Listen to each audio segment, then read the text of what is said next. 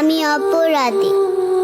আমি মোবাইল ছাড়া খেতে চাইনি, কিন্তু খেতে চাইনি বলে কেউ গল্প করে আদর করে খাওয়ায়নি তো। আমাকে মোবাইল দিয়ে ভুলিয়েছে, আমিও ভুলেছি। এখন মোবাইল ছাড়া খেতে ইচ্ছে করে না।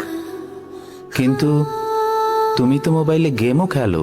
আমার তো খেলতে ইচ্ছে করে, কেউ তো আমার সাথে খেলে না, খেলতে নিয়েও যায় না।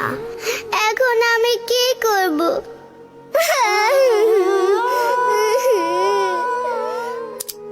আপনি একজন মা বাবা হিসেবে সন্তানের এই নীরব চিৎকার কি শুনতে পাচ্ছেন?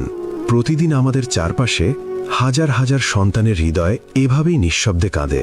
আমাদের ব্যস্ততার ভিড়ে অজান্তেই চাপা পড়ে যায় সন্তানের সেই নীরব কান্না।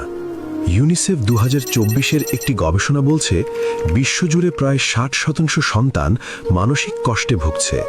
এর বড় একটি কারণ হল মা বাবার সময়ের অভাব আর অজান্তেই হয়ে যাওয়া সন্তানের প্রতি অবহেলা।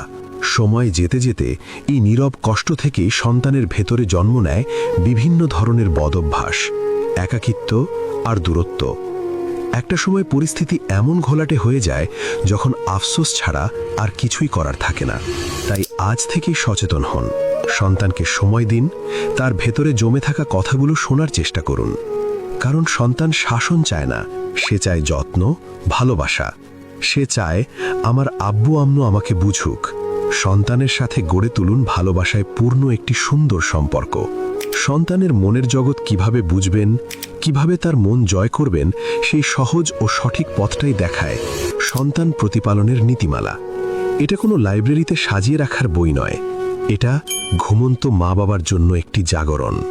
কোরআন ও হাদিসের আলো, আধুনিক মনোবিজ্ঞানের ব্যাখ্যা আর বাস্তব অভিজ্ঞতার মেলবন্ধনে এই বইটি লেখা হয়েছে, যাতে বাবা মায়েরা খুব সহজেই সন্তানকে বুঝতে পারেন, সঠিকভাবে গড়ে তুলতে পারেন। আলহামদুলিল্লাহ, ইতিমধ্যেই অসংখ্য মা বাবার জীবনে দিক নির্দেশনা দিচ্ছে এই বইটি।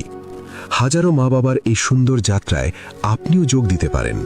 আসুন আমরা একসাথে আমাদের প্রজন্মকে আলোকিত করি।